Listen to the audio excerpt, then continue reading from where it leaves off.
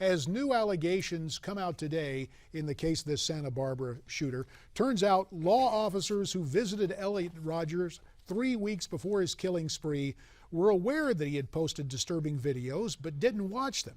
They also did not know about his final video detailing his day of retribution until after the deadly rampage, officials claim. Roger killed 6 college students near UCSB last Friday before turning the gun on himself. Joining us now to discuss this disturbing story and how it was handled by police, Dr. Heath King, a psychoanalyst and author of the book Existence, Thought, Style, Perspectives of a Primary Relation. Dr. King, it is always good to have you here, but it is sad to have to talk about these horrific stories. And we'll go ahead with the disclaimer that hindsight is always 20/20. But I want you to listen to the comment that law enforcement officials issued following the shootings with regard to how they handled interaction with the shooter. Let's take a listen. Obviously, looking back on this, it's a very tragic situation, and we certainly wish that we could turn the clock back and maybe change some things. But at the time that the deputies interacted with him, he was able to convince them that he was okay. That's the Santa Barbara County Sheriff on CBS's Face the Nation. Doc, if we're going to paraphrase what the sheriff said, we wish we could have done things differently. However, the deputies were convinced he was okay. Granted about hindsight, but you look at what transpired. Could the police have done something differently in terms of talking to this disturbed man? Yes, definitely. California has changed its laws with regard to therapist-patient privilege. The privacy laws have been loosened for the benefit of society. In other words, the sheriff's deputies could have, after interviewing him, they could have, first of all, they could have checked his apartment, and they would have found guns, ammo, and paraphernalia, which would have shut this whole plan down. The other thing is that the California law allows for therapists, in fact mandates therapists, to notify authorities if they are concerned that their patient is posing a threat to anyone. And after this interview, having seen the documentation, at least the videos that the mother made them aware of, they should have viewed it, and they should have gone to the therapist and asked the therapist, do you think this person is posing a threat?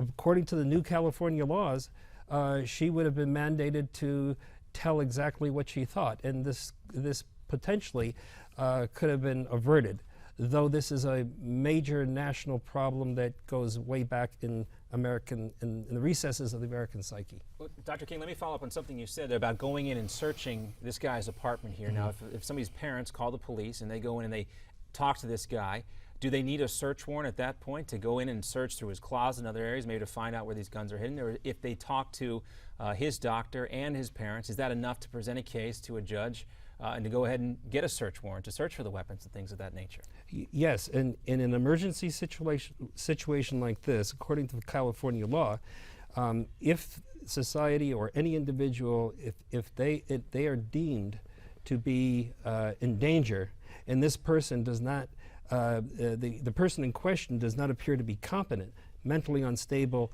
then they have the right to do that. And that's exactly what the sheriff's deputy should have done. We read in published accounts, Dr. King, that this young man, if memory serves, started in therapy at age 9. So there was an extensive set of records on him.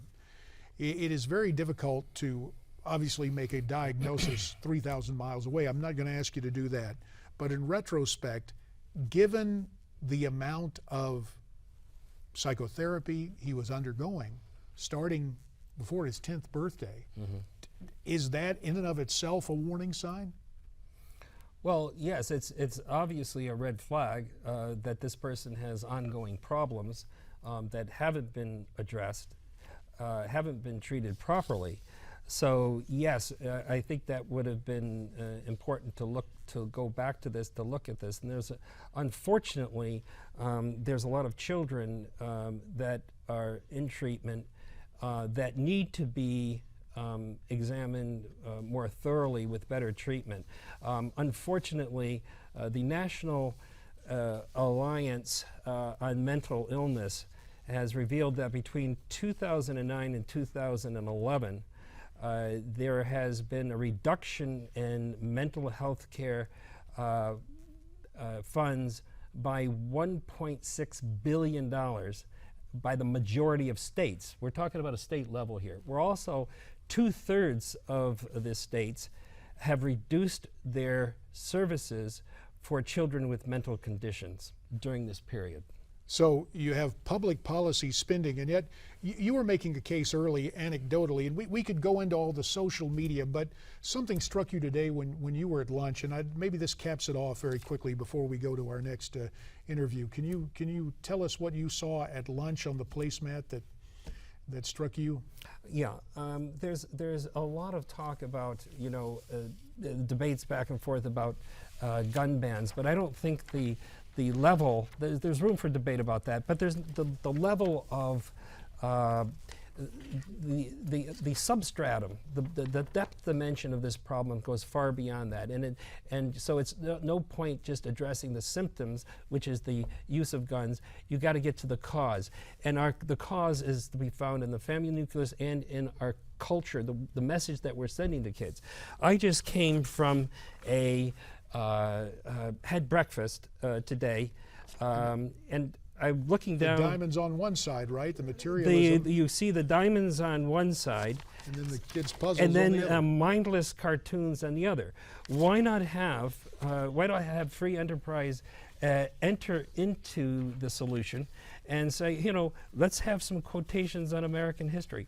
Let's have quotations, wisdom quotations from philosophers. And that goes to the whole subject, Dr. King, of the influence of media and other outside amusements. And to that fact, let's call in our next guest on this subject to complete the panel. Our right man on the left coast, James Herson of the Newsmax West Coast Report, and Professor of Communication and Psychology at The Ohio State University, Brad Bushman. Gentlemen, we thank you. Professor Bushman, let's start with you. We're hearing all this talk about violence in young Americans and video games. Is there a correlation? Professor Bushman, can you hear me? Yes. Great. Thank you, yes, sir, for coming in. Let's just cut to the chase on this. We appreciate your time. Is there a correlation between violence in video games and young Americans like the young man at UCSB getting involved in acts of violence? There is a correlation, but there's also a causal relationship between exposure to violence in the media and less serious forms of aggressive behavior, such as getting in fights and hurting each other. So there is some sort of correlation. James Herson, we have heard so much talk from the Hollywood community that has been anti-gun. In your mind, do Hollywood films, James Herson, bear some responsibility in this, or would that impinge on creativity? People know the difference between reality and works of fiction. Do we have James Herson with us? If not, let me turn again to the professor. Professor, your take on Hollywood movies. Is this part of the total package, the violence of video games, the glamour, or the way in which violence is highlighted in feature films? Professor, I'm interested in your take on that as well.